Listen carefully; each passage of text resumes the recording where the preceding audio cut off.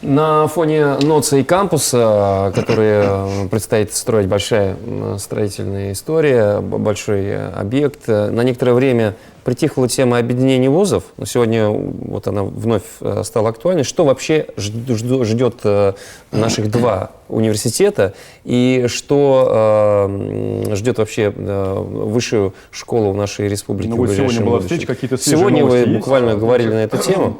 Мы как раз сегодня встречались с научным сообществом, мы провели расширенное заседание НОЦ. Мы подвели итоги. Итоги очень хорошие. Ну, НОЦ у нас есть, выиграли в конкурсе на кампус. Мы просто для понимания, сегодня ученому сообществу рассказывал, вот на пальцах, как говорится, сколько денег благодаря нашему участию во всех проектах мы принесли в республику для развития науки. Что в проект 2030, вот я нарисовал даже карту республики и показывал, вокруг нас вот за последние 15 лет сформировался пояс сильных вузов во всех, не только в Татарстане.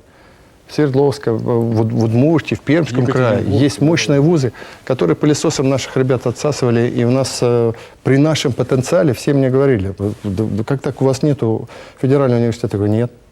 Значит, и один из моих первых разговоров, вот могу секрет открыть, я когда встречался, моя встреча с президентом, я вопрос поднял, я говорю, Владимир Владимирович, вот нас бы поддержать вот с этим. И тогда возникла идея, что мы будем готовы двигаться вместе, но сейчас время больших вузов.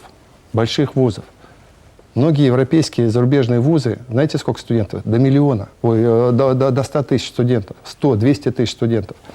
Поэтому вот первое, мы, конечно, целый год провели такой в дискуссии и людям пытались объяснить. Я прекрасно разделяю и понимаю переживания профессуры и студентов и БГУ, ГАТУ. Вот у нас есть вузы, состоялись, истории и так далее.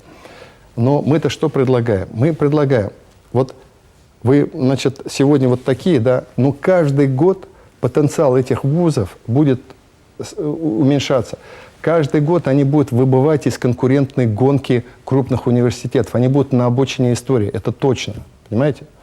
Потому что если ты не участвуешь в больших федеральных проектах, а что такое большой федеральный проект? Это деньги. Это деньги, которые пойдут.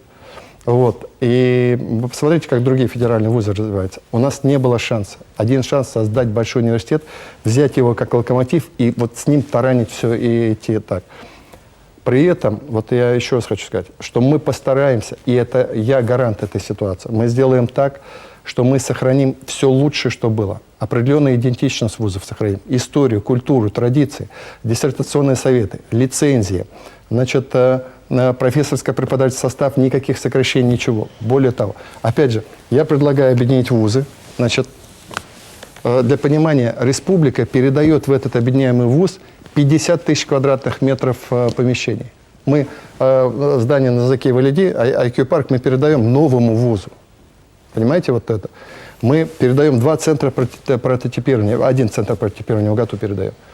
Мы передаем, ну, понимаете, мы мощь собираем. Вот, знаете, такой мощный кулак, который вот должен верить. А с ректором вопрос решен?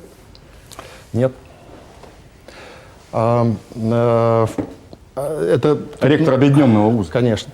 Потому что я прекрасно понимаю, что с учетом все-таки переживаний, а недоверие людей есть, мы постараемся найти фигуру сильную, мощную, которая будет и не из УГАТУ, и не из БГУ. Я постараюсь таким образом сделать, потому что все-таки это должна быть объединяющая фигура, над которой не будет давлеть... А на эту ситуацию никак не влияет то, что все-таки вас с БГУ связывает многое?